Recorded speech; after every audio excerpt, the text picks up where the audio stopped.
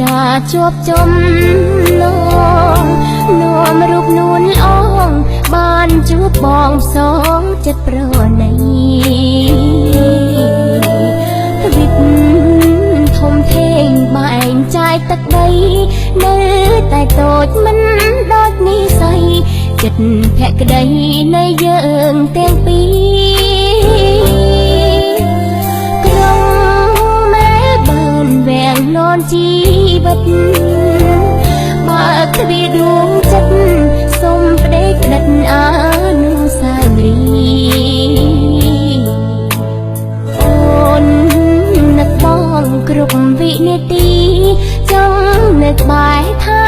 មួយជីវីអូស្ត្រាលីអូនផ្ញើវាសនាថ្ងៃយើងក្រាបទុំ